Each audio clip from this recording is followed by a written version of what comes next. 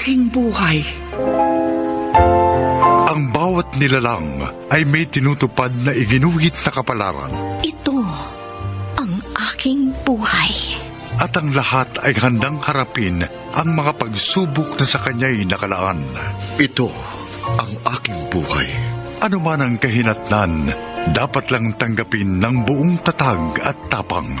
Dahil ito ay kaakibat ng paghamon sa kanyang kakayahan. Ito ang aking buhay. Ano man ang maging bunga ng tadhana, dapat lang harapin ng sino man dahil ito ay pagsubok at bahagi ng kanyang buhay. Kaya ang bawat hampas ng alon sa dagat ay mananatiling naaayon sa kalagayan ng karagatan. Dapat lang tayong sumunod sa kung ano ang sa atin ay nakatakda at nakalaan. Ito ang aking buhay.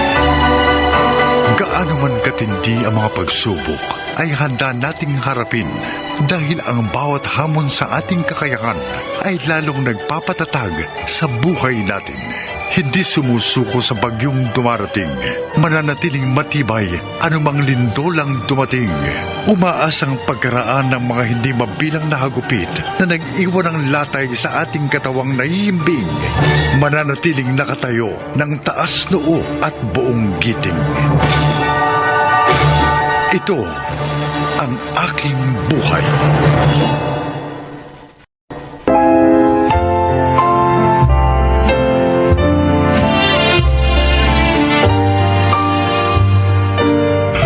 Mga kaibigan, sa araw na ito ay maririnig po ninyo ang testimonya ng isang nilalang na nais ibahagi ang kanyang kwento upang kapulutan ng aral. Siya po ay si Cora.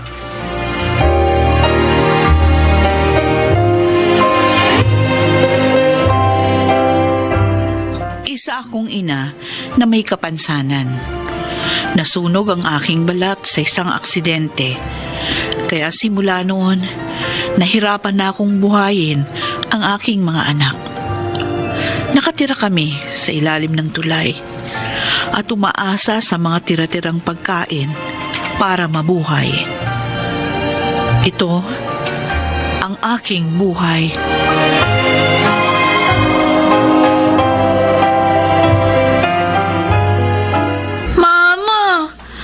Kanina pa po tayo naghihintay dito. Gutom na ako. Angel, konting tiis na lang ha. Mamaya, may lalabas siya sa kainan para magtapon ng basura. Abangan natin yun dahil sigurado mga pagkain ng laman nun. Mama! Ayun o! May lumabas na po at may dalang plastic na itim. Itinapon po niya sa basura, no? Tara mga anak, puntahan na natin. Tara na. Ma! Nakuha ko na po yung plastic na itim. Akin na, Mitoy. Bubuksan ko. Titingnan ko kung ano-ano yung mga laman. Ito po. Ay, mga anak! May pagkain na tayo! Mukhang masasarap! Pwede na po ba akong kumain? Ay, naku, Angel, hindi pa. Pipiliin ko muna kung ano yung mga pwede pang kainin dito. Tapos lulutuin ko ulit para mamatay yung mga mikrobyo. O tara mga anak, umuwi na tayo sa ating barong-barong para makakain na tayong tatlo.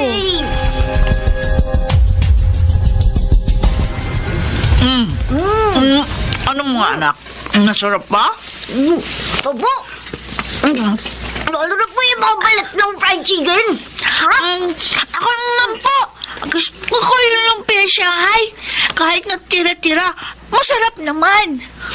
Niluto at sinarapan kong mabuti yan para ligtas kainin. O sige na, kain lang kayo ng kain. Charap.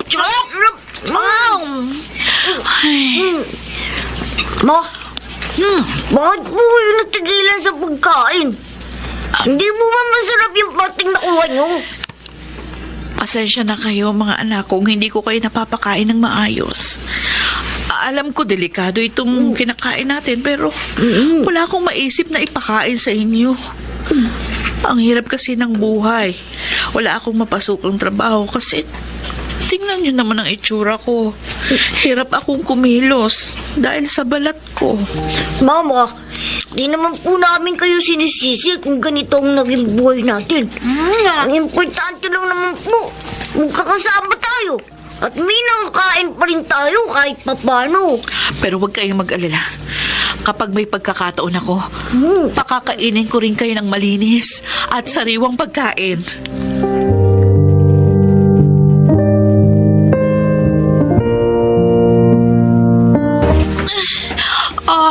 Ang sakit ng tiyan ko. Ano ba ito? Mukhang sa kinain ko ito kanina.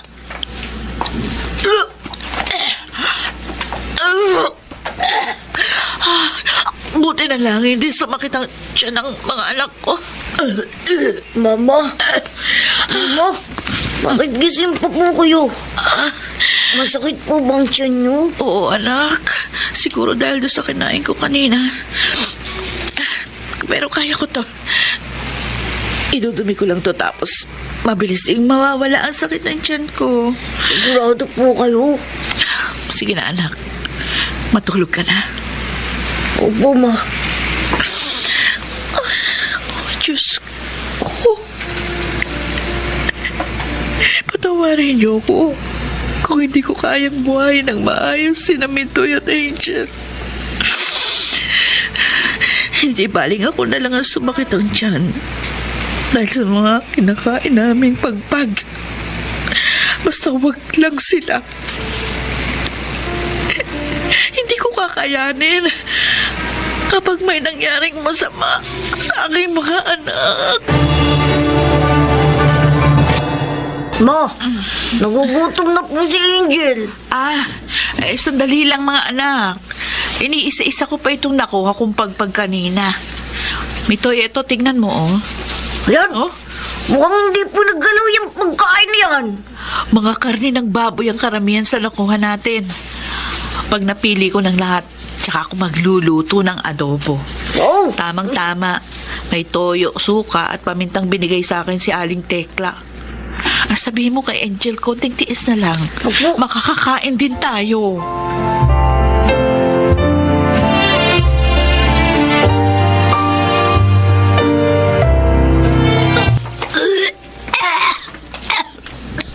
Angel?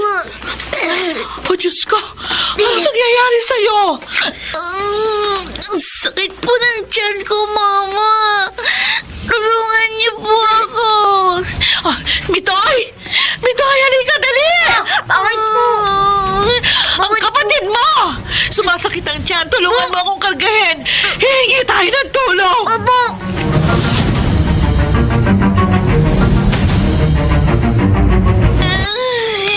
Mama, hindi ko na po kaya. Ay, tulong! Tulong, pakiusap, tulungan yung anak ko. Mawawa kayo sa amin. Hindi na kaya ng anak ko yung pamimilipit ng tiyan niya. Tulungan niyo kami, nakikiusap ako. Iligtas yung anak ko. Anong nangyari sa anak mo? Na-food poison ba siya? Hindi ko po alam. Kumain lang po kami ng pagpag na adobo. Ayan, sumakit na po ang tiyan niya. Kailangan madali siya agad sa ospital. Ikaw, bata, tawagin mo yung tricycle na naroon. Sabihin mo pumunta dito. Opo. Iililigtas natin ang anak mo, Ale. Tatagan mo ang loob mo.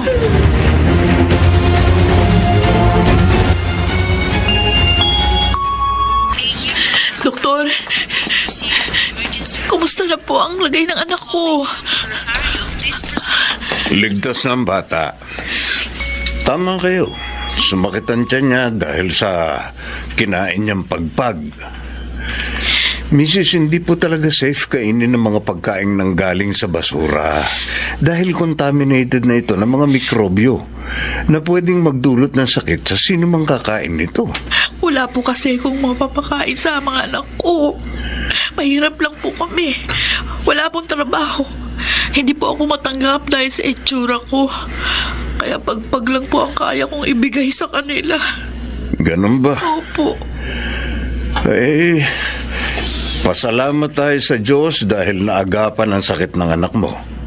Dahil kung tumagal pa yan, pwede niya yung ikamatay. Okay, sige, Mrs. May asikasuhin pa akong ibang pasyente, no? Maiiwan ko na po kayo. Salamat po, Doktor. Opo. Salamat po, iniligtas yung anak ko. Anong sabi ng doktor? Ligtas na daw po ang anak ko. Naku, maraming salamat sa inyo. Tinulungan niyo ako madala si Angel sa ospital. Ano po palang pangalan nyo? Cora po. Ako si Mrs. Cruz. Nagtatrabaho ako bilang social worker sa DSWD. Huwag ka mag-alala sa babayaran dahil ako na ang sasagot ng bills. Ako na rin ang bahala sa mga gamot ng anak mo. Ano ko, Mrs. Cruz? Malaking bagay po itong ginawa niyo para sa amin. Ilalapit ko rin sa DSWD ang mga anak mo. Baka meron silang maitulong sa inyo.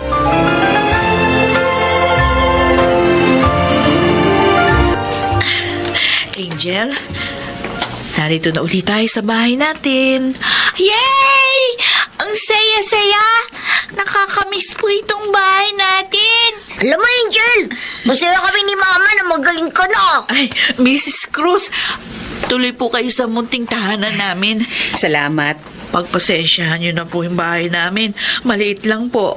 At saka medyo yumayanig. Kasi marami pong sasakyan yung dumadaan sa itaas ng tulay. Ilang taon na ba kayong nakatira dito? Maraming taon na rin po. Simula nung mamatay yung asawa ko, nung 1 taong gulang pa lang si Angel. Namatay ba siya sa aksidente kung saan nasira yung mukha mo? Opo. Mabuti na lang. Binuhay pa rin ako ng Diyos. Kasi kung 2 kaming namatay, baka nasa ampunan ng mga anak namin.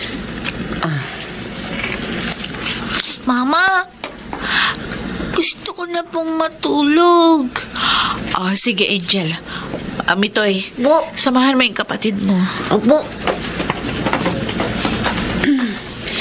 Nakausap ko na pala yung head namin sa DSWD tungkol sa mga anak mo. Concerned sila masyado kung kaya mo ba silang buhayin na hindi malalagay sa panganib ang kanilang buhay. Alam ko po, mahirap ang buhay namin, pero kakayanin ko po. Ang option kasi nila, kunin sa'yo ang mga anak mo kung makita nilang hindi mo sila kayang buhayin. Ay, hindi. Ayoko pong mawalay sa mga anak ko. Sila na lang 2 dahilan, kaya patuloy pa rin ako lumalaban. Huwag niyo naman kunin sa akin ang aking mga anak. Pero mas mapapabuti ang buhay nila kung mailalagay silang pareho sa pangangalaga ng DSWD. Patawad po, Mrs. Cruz. Pero hindi po kailanman ibibigay ko ang mga anak ko. Hindi po. O mga anak, eto na ang pagkain nyo. Wow! Instant noodles! Saan niyo po ito nakuha, Mama? Namalimos ako sa tulay. Yung naipong ko, binili ko na lang yan. Hanggat maaari, ayoko na kayong pakainin ng pagpag. Yay! Hindi na pagpag ang kakainin namin! Mitoy, iluto mo na tong noodles para makakain na kayo. Opo, Mama. Tara, Angel. Cora! Si Mrs. Cruz ito! Sandali lang po. Mrs. Cruz, tuloy po kayo. Ano pong balita? Nakausap ko na ang DSWD tungkol sa mga anak mo. Hindi na sila kukunin sa'yo. Talaga po. Sa halip, tutulungan kanilang mabigyan ng kabuhayan para masuportahan mo ang mga anak mo. Aba, magandang balita po yan kung ganun. Tutulong din ako sa'yo. Bukod sa ibibigay sa'yo ng aming ahensya, dadagdagan ko ang puhunan mo para makapagsimula kayo ng panibagong buhay. Ay, Ang hiling lang namin, sana mapalago mo ng maayos ang ibibigay namin sa'yo para maging maayos na ang buhay ninyo ni na Mitoy at Angel. huwag po kayong mag-alala. Pinapangako ko sa inyo, palalaguin ko ang anumang ibibigay niyo sa akin. Maraming salamat. Tatanawin naming malaking utang na loob sa inyo ito. Good luck, Cora. Naway gabayan kayo ng Panginoon.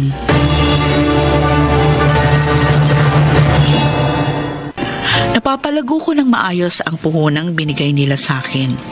At sa ngayon, hindi na kami kumakain ng pagpag. Nabigyan din kami ng gobyerno ng pabahay at hindi na rin kami nakatira ngayon sa ilalim ng tulay. Bilang ina, parang nabunutan ako ng tinik sa dibdib nang makita kong umaayos na ang buhay ng aking mga anak. Ako si Cora at ito ang aking buhay. Mga nagsiganap, Rosana Villegas, Chiquit del Carmen Amor, Phil Cruz, Maynard Landicho, Jenaline de la Cruz, at Lionel Benjamin. Naglapat ng angkop na tunog Jerry Mutia sa musika ni Buboy Salonga. Supervisyong teknikal Eric Lucero at Bong Muyar. Mula sa panulat ni Chris Nasenga. Direksyon Salvador M. Royales. Ito ang aking buhay.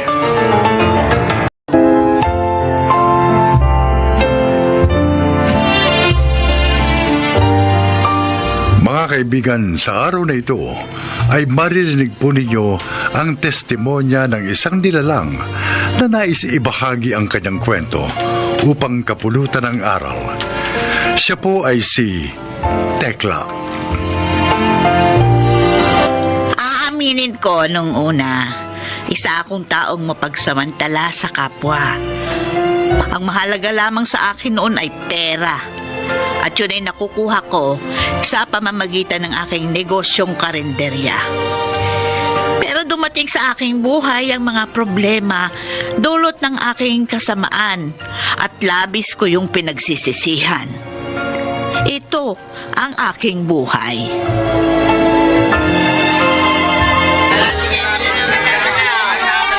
Natay! Oh, Aling Tekla! Ano ba bibilhin nyo ngayong araw? Ay, kailangan ko ng keso, tomato sauce, Keso. kebab, mantika. O ayan ang listahan na nakalagay na lahat dyan yung bibiling ko. Bahala ka na. Oh, sige. Ito. Manang Tekla, talaga ba safe kainin yan? Yung mga binili natin dito kay Mang Natoy? Ilang beses na akong bumibili dito ng mga pansahog ko doon sa pagkain binibenta natin sa karinderya. O wala namang sumakit ang tiyan na. At saka, dito mo na mabibili yung pinakamura tulad ng keso, iba, mantika. Oh, Aling Tekla! Ito nang lahat ang mga kailangan mo. Kailan ang expiration date ng mga ito? Yung mga keso, 2 linggo nang expired. Yung mga iba pa tomato sauce, ka-expired lang yan nung 1 linggo. Pero lahat ng yan, pwede pang kainin yan. Pwede pa. Pwede pa. Bakit walang label yung mga tinda nyo, Mang Natoy? Kung may label yan, nalaman kagad ng mga tao na expired na yung binibili nila. Itong lata ng ibap. Sigurado kang ibap ito, ha? Kasi wala kang palatandaan nilagay. Sigurado kung iba pang mga yan kahit tinanggal ko na yung label. Mang Natoy, talaga bang safe kainin yung mga expired na pagkain tinitinda ninyo? Bakit hindi mo tanungin sa amo mo? Alam mo, Mabel, yung expiration date na yan ni Kemi-Kemi lang yan. O itong keso, pwede mong kainin kahit na expired, basta walang amag o mabahong amoy. O itong ibap, pwede yan, basta walang kalawang yung lata. Ay, nako, Mabel, sa panahon ngayon, kailangan mo na maging praktikal. Spaghetti, oh. Ay, Aling Tekla, pabili nga nitong spaghetti mo, 6. Tapos 6. palabok 3. Okay, Suki. O, ikaw, Mang Friedland, ano yung order mo? Itong pansit, magkano? Ay, 10 piso lang yan kada order. Itong palabok. 10 piso lang din. Kadalasan, nasa 10 piso lang kada order ang mga tinitindang pagkain ni Aling Tekla. Tulad nitong pansit, yung palabok, spaghetti, sopas, at yung lugaw. Talaga, Stella? Oo! Ang mura naman. Ay, talagang mura ang pagkain ko. Ay, tulong ko na rin yon sa komunidad natin. Kaya nga palagi ako dito bumibili. Kasi sulit ang pera ko. Mura na, malinis, masarap pa. Nako, Aling Tekla. Mukhang magiging suki mo na ako, O, ilan yung order mong pansit at palabok? Bigyan mo akong tig-2 order sa pansit at saka palabok. Yan ang ipapakain ko sa pamilya ko. Tapos ako, dagdagan mo na rin ng 2 order ng sopas, ha? Sure, Suki. Oy, Mabel. Ano? Kailan ka ba matatapos matapos dyan sa niluluto mo, kanina pa yan na. Maluluto na po tong sopas. Lalagyan ko na lang po ng evap. Aling Tekla, pwede pa ba itong evap? Kasi yung lata may kalawang sa ilalim. Buksan mo nga. Gamitin mo yung abrelata. Titingnan natin kung pwede pang gamitin. Oho. Ayan, bukas na po. Ititikman ko lang, ha?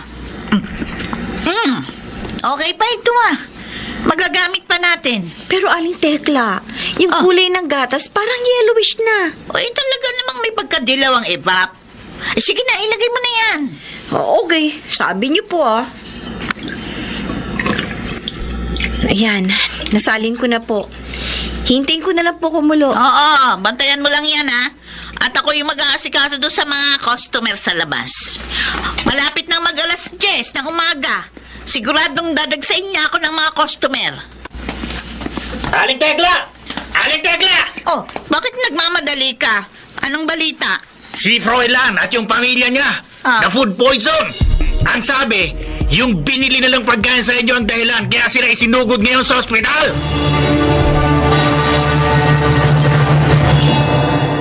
Aling Tekla! Aling Tekla, buksan niyo itong pinto! Mabel, bakit? Parang takot na takot ka. Aling Tekla, nabalitaan niyo na ba? Marami nagsumbong sa barangay ng mga tao na food poison natin. May ilan na lumusok pa sa bahay ko kanina.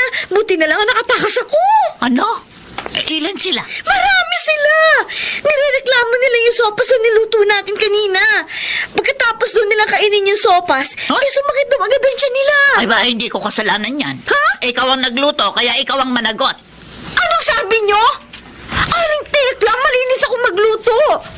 Ang sabihin ninyo, kasalanan ninyo kasi gumagamit kayo ng mga expired na pansahog na binibili nyo kay Mang Natoy. Aba! Ay, ang kapal ng mukha mo. Baliktarin pa ako. Totoo naman Kayo ang punot dulo ng lahat ng problema ito. Aling Tekla, hindi ako!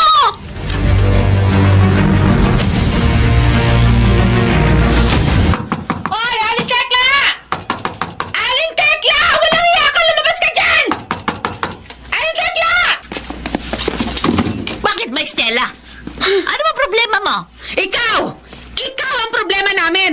Kaya pala mura yung mga paninda mo kasi galing sa expired yung mga ginagamit ng pangsahog sa binibenta mo pagkain sa amin! Oy, anong pinagsasasabi mo dyan?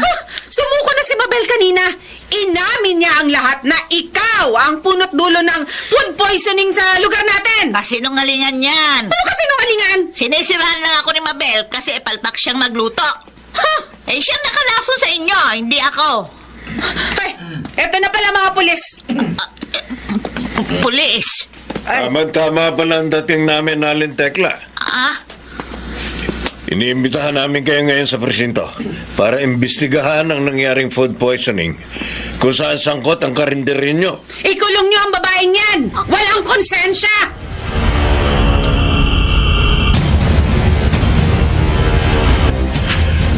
Ayon sa dati nyong helper, bumibili kayo ng mga pagkaing walang label at expired na. At yun ang isinasahog ninyo sa mga tinda nyong pagkain. Tulad ng pansit, spaghetti o sopas. Opo, sir. Ba't nyo naman ginagawa yun? Alam nyo naman na pwedeng makasama sa kalusugan ang pagkain na expired. At bawal po sa ilalim ng batas ang pagtanggal o pagtamper ng label sa mga pagkain tulad ng keso at evap na binibili nyo kay alias Natoy. Doon lang kasi ako nakakabili ng murang pansahog sa pagkain. Kung bibili ako ng bago, mahal. Maapektuhan ang negosyo ko. Mas uunahin nyo pa ba ang negosyo nyo kaysa sa kalusugan ng marami? Hindi naman sa ganun. Pero... Patong-patong na kaso ang haharapin nyo. Ha? At malaki din ang magagastos nyo dahil kailangan nyo magbayad ng danyos sa mga taong nalason at naagrabyado ng negosyo ninyo. Sarado na ang Teklas Karinderya dahil sa mga paglabag nito sa health and sanitation and food safety laws ng bansa. Buti nga sarado ng karendra yan. Manloloko yan si Tekla. Yan ang karma!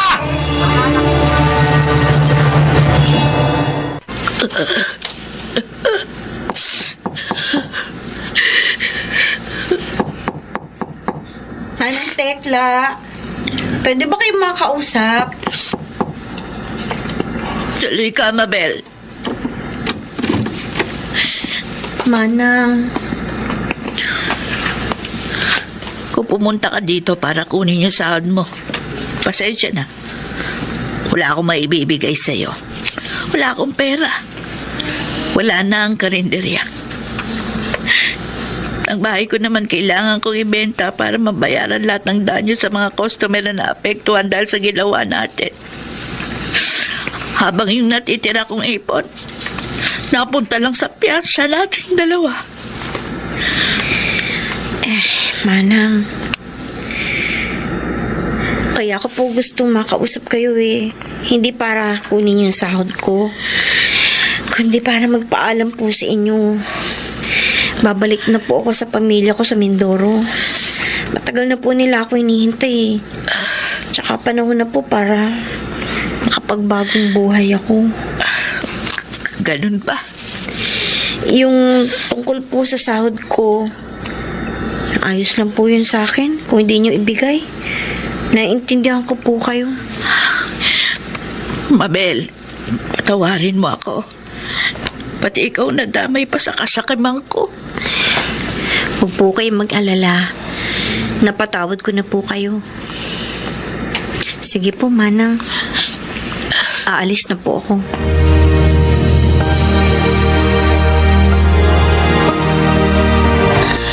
Totoo ang karma. Dahil sa ginawa kong masama sa kapwa ko. Unti-unting nawala sa akin ang mga naipundar ko. Ang karinderya. Ang mga naipon kong pera. Ngayon naman ang aking bahay.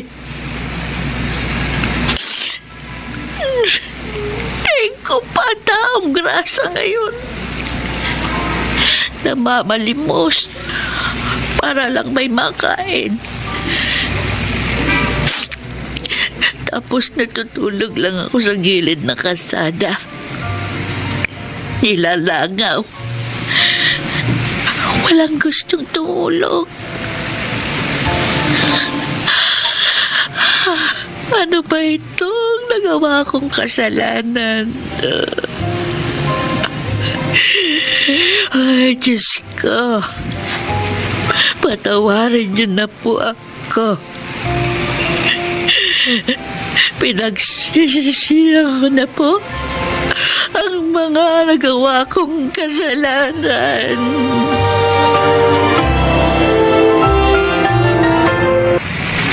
Palimos po. Pangkain lang po.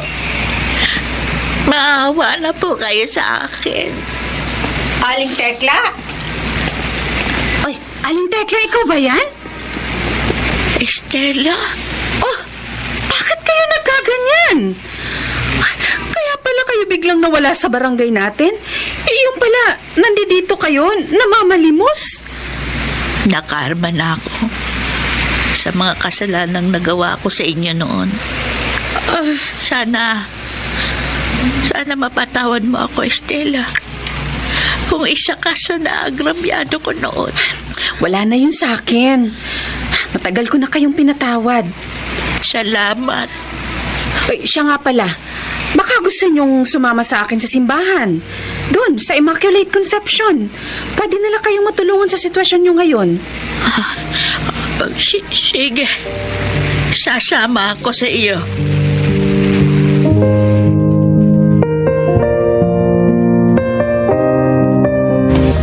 Aling Tekla! O ano, kumusta po kayo dito sa simbahan? Ayos naman ako, Estela. Malaki ang naitulong ni na Monsenyor at ng pamunuan ng simbahang ito. Nagtatrabaho ako ngayon bilang tagalinis at tagabantay ng bahay ng Panginoon. Kapalit ng pagkain, pera at tirahan. May kwarto ako sa likod ng simbahan. Doon ako ngayon nakatira. Mabuti naman kung ganon. Masaya ako sa buhay ko ngayon. Pakiramdam ko, mas napalapit ako sa Panginoon. Stella, Salamat. Kung hindi dahil sa'yo, malamang nasa kalye pa rin ako ngayon, namamalimos. Ako dapat na magpasalamat sa inyo. Kasi nagbagong buhay na kayo. Hindi na kayo katulad nung dati. Masaya ako at marami kayong natutunan sa mga pagkakamali nyo dati. Marami akong natutuhan sa nangyari sa akin noon. At isasabuhay ko ang lahat ng yun hanggat ako'y humihinga.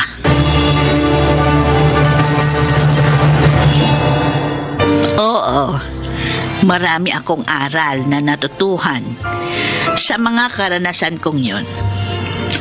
At yun ay nagagamit ko ngayon sa aking pagbabagong buhay. Sa ngayon, patuloy pa rin ako sa paglilingkod sa Diyos sa pamamagitan ng paglilinis at pagbabantay sa kanyang sagradong tahanan. Itinuon ko na rin ang aking sarili sa mga proyekto ng simbahan, lalo na kung may kinalaman sa pagkakawang gawa. Sana'y magsilbing inspirasyon ang aking kwento sa lahat. Basta tatandaan lang natin palagi, walang imposible sa pag-ibig at awa ng Diyos. Ako si Tekla, dating tindera. Ito ang aking buhay.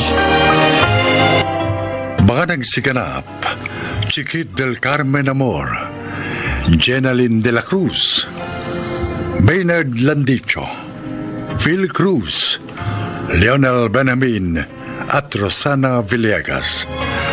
Naglapat ng angkop na tunog Jerry Mutia sa musika ni Buboy Salonga. Supervisyong teknikal Eric Lucero at Bong Muyar. Mula sa panulat ni Chris Nasenga. Sa direksyon Salvador M. Royales. Ito ang aking buhay.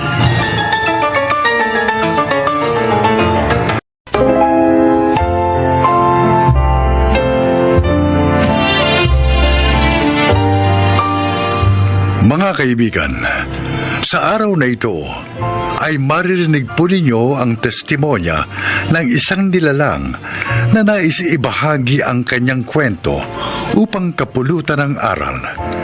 Siya po ay si Jopay.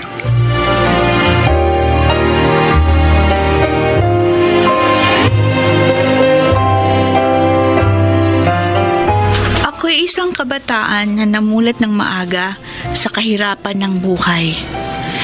Simple lamang ang aking pangarap, ang umasenso at maiangat ang kabuhayan ng aking pamilya. Paano ko po yun magagawa? Ito po ang aking buhay.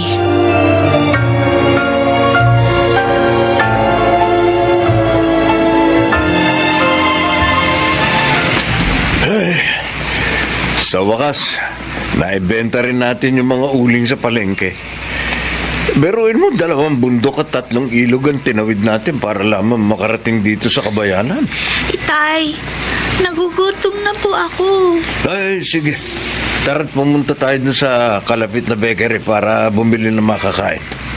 Tara. Oh, ayan. Tingnan mo, anong tinapay ang gusto mong kainin? Ito pong ensaymada. Ali, isang ensaymada. At saka isa rin ito, ano? Tsaka 2 soft drinks. Sige po, sandali lang. Ate! Pabili rin po. 2 po nitong pandikoko.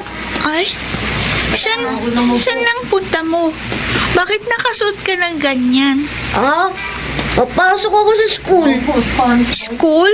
Oh, Ano po ginagawa niya dun? nag-aaral. Bakit kailangan mong mag-aral? Sabi ni Mama, kailangan daw mag-aral para matupad ko yung mga pangarap ko. Ganun ba yun? Ikaw, nag-aaral ka ba? Hindi. Japay, ito na yung ensaymada at soft drinks mo. At tara, kailangan na tayo sa ating sityo bago pa lumubog ang araw. Sige po, Tay.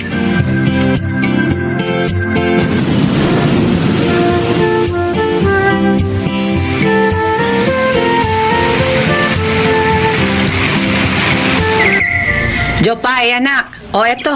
Ito yung niluto kong pastil. Binalot ko na sa dahon ng saging para makain mo habang naglalakad ka papuntang eskwelahan. Salamat po, Nay. Sigurado po akong hindi ko mapapansin ang pagod sa sarap ng niluto niyo. Pero anak, palagi ka mag-iingat ha. Lalo na't 3:00 pa lang na madaling araw ngayon. Nagkalat pa rin ang mga mababangis na hayop sa paligid. Huwag po kayong mag-alala. Palagi naman po akong may dalang kawayan na may tusok sa dulo. Sakaling lusubin ako ng mababangis na hayop, maipagtatanggol ko po ang aking sarili. Ay, Alis na agad yung anak mo. Opo, Tay. 6:00 po ng umaga ang pasok ko. 3 oras po ang lakaran mula dito hanggang sa eskwelahan namin. 2 bundok at 3 ilog ang kailangan niyang tawirin para lamang makapag-aral. Bakit naman kasi kailangan pa niya mag-aral? Bakit hindi na lang siya tumulong sa atin sa paghahanap buhay? Tumutulong naman siya sa atin. At saka, hayaan na natin ang anak mo sa pangarap niya makapagtapos ng pag-aaral. Pag nakatapos po ako ng pag-aaral, makakahanap po ako ng mas magandang trabaho at malaki po ang maitutulong ko sa pamilya. Hindi matutupad yung pangarap mo. Sa lugar natin, ni isa, walang nakatapos ng pag-aaral. Ang importante lang, marunong ka magtrabaho at dumiskarte. Mabubuhay ka na. O, siya. Sige na, Jopay. Umalis ka na. Baka mahuli ka pa sa pagpasok. Sige po, Nay. Tay, alis na po ako.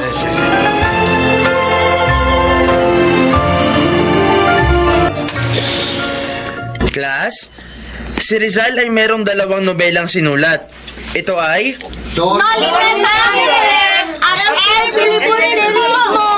Tama kayo. Jopay, halos kalahating oras ka nang late sa klase ko ah. Teacher Bert, pasensya na po. Hindi na po mauulit. Sa susunod, agahan ko po pag alis sa bahay. Pagod na pagod ka. Pumunta ka muna dun sa upuan mo at magpahinga ka. Opo, Teacher Bert.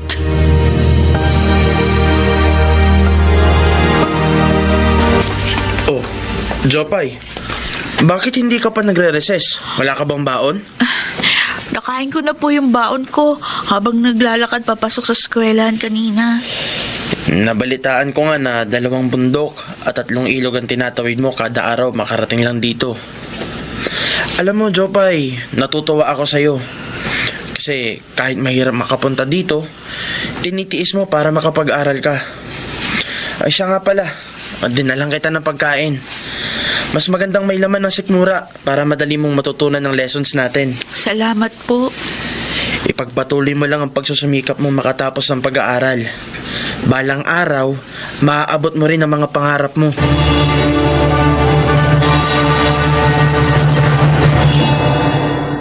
Ay, ginabi na ako ng uwi. Lakas kasi ng ulan kanina. Hindi tuloy ako makadaan. Masyadong maputik yung mga bundok at mabibilis ang agos ng tubig dun sa 3 ilog. Kailangan ko patuloy magpatila. Nandito na ako sa tapat ng barong-barong namin. Bakit kaya madilim? Walang tao. Jopay! Ay, Ako, mabutit dumating ka na. Mang Ramon! Alam niyo po ba kung nasaan sina Inay at Itay? Yun nga sasabihin ko sa'yo ngayon. Ang nanay mo natagpuan ng tatay mo na nakahandusay sa loob ng bahay nyo. Ha? Ayun, kasama sina kumparing Ingo at Manoy. Dadalhin nilang nanay mo sa ospital sa Kabayanan. Ano po? Oo. Ay, Diyos ko! Ang Inay!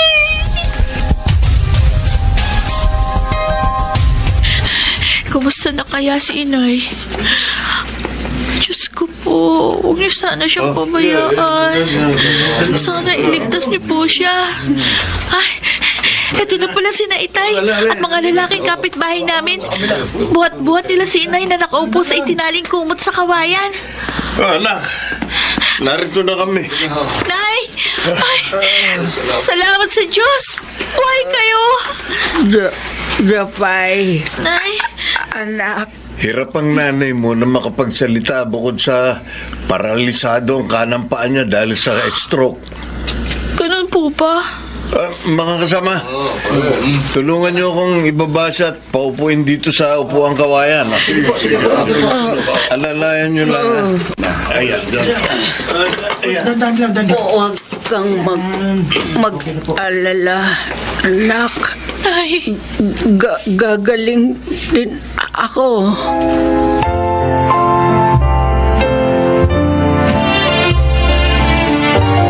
ayan. Naubos niyo na po yung niluto kong lugaw para sa inyo, Nay. Nabusog po ba kayo? Salamat, anak. Pasensya ka na kung nahihirapan ka sa pag-aalaga sa akin.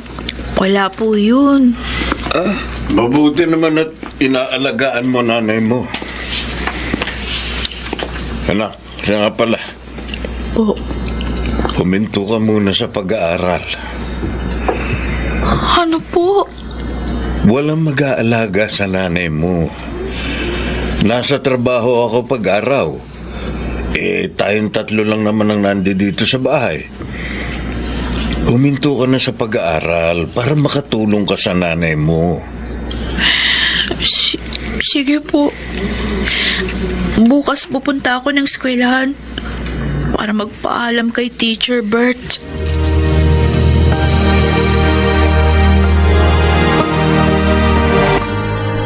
Teacher Bert, titigil na po ako sa pag-aaral para maalagaan ko po ang nanay ko na may sakit.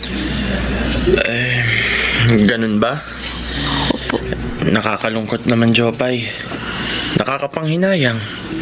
Dahil ikaw ang pinakamatalino sa buong klase. Pero naiintindihan ko kung bakit gusto mong huminto sa pag-aaral. Maraming salamat po. Dahil naging mabuti po kayo sa akin. Mamimiss ko po kayo, Teacher Bert. Ako rin, Jopay. Mamimiss din kita. Kung mapagdesisyonan mong bumalik ulit sa pag-aaral, lumapit ka lang sa akin. Tatanggapin kita ulit sa klase ko.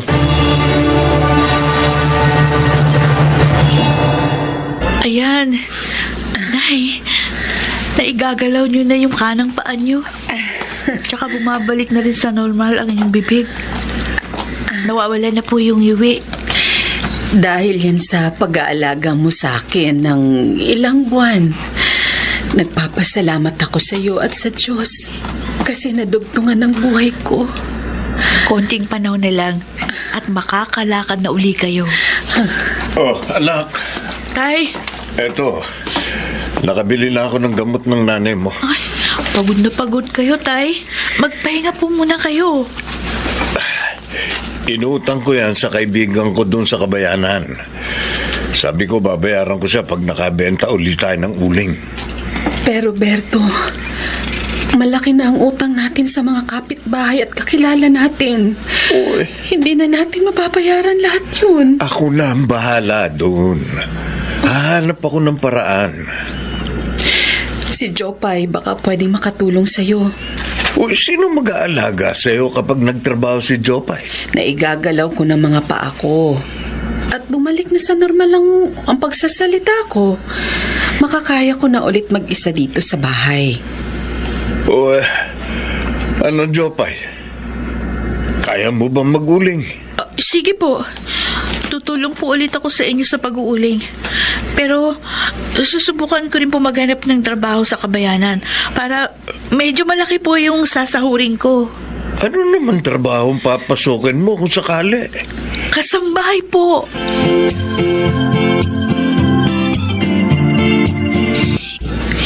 Ang sipag mo maglinis, Jopay. Maayos at pulido din ang gawa mo. Gusto ko yan. Salamat po, Ma'am Gina. Anyway, eto palang sahod mo para sa buwang ito. Ay, Ma'am. Sobra po yung pasahod niyo sa akin. Talagang sinobrahan ko na. Tutal, masipag ka naman at mapagkakatiwalaan. At saka para makatulong na rin yan sa pamilya mo. Maraming salamat po. Malaking tulong po ito sa amin.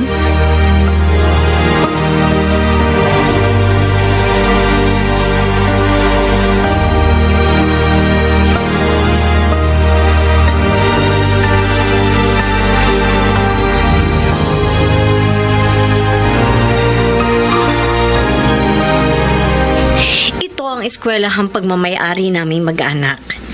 Binuo ito ng aking mga magulang na kilalang pioneers of education sa lugar natin. Anyway, we offer basic education from kinder to junior high school. But last year, nag-open na rin kami for senior high school. Ang laki po ng school ninyo, Ma'am Gina. At maraming mga estudyante. Buti pa po sila. Nag-aaral. Gusto mo bang bumalik ulit sa pag-aaral? Opo. Pangarap ko pong makapagtapos ng pag-aaral para makahanap po ako ng magandang trabaho at umasenso ang buhay ng aming pamilya. Alam mo, Jopay, sa 7 buwan mong pagsisilbi sa akin, tinuring na kitang parang tunay na anak. Handa akong suportahan ang mga pangarap mo. Talaga po, Ma'am Gina? Oo, pag-aaralin kita hanggang sa makatapos ka ng kolehiyo. Basta ipangako mo lang sa akin na mag-aaral ka mabuti at hindi mo sasayangin ang opportunity na ibibigay ko sa'yo. Opo. Pangako po, hindi ko po sasayangin ang mga pagkakataong ibibigay niyo sa akin. Maraming salamat po.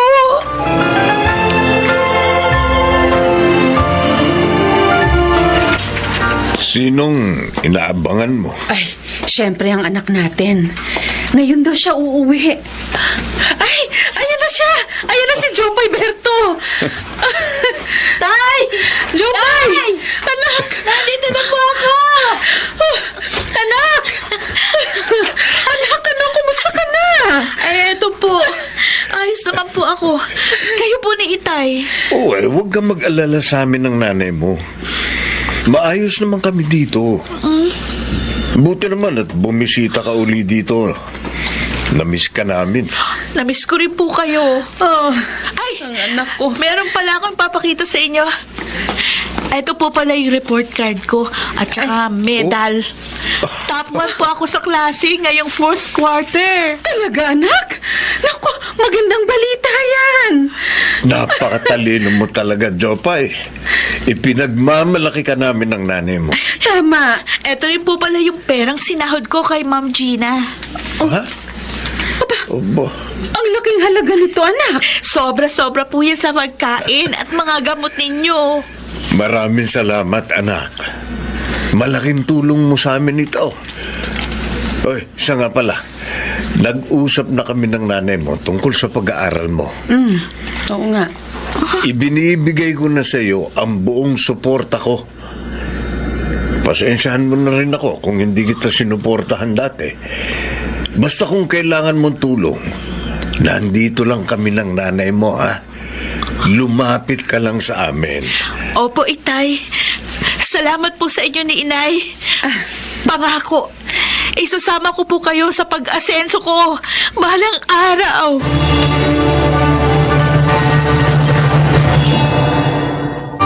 Masaya ako dahil sa wakas, nakuha ko na rin ang buong suporta ng aking mga magulang sa pag-abot ko sa aking mga pangarap.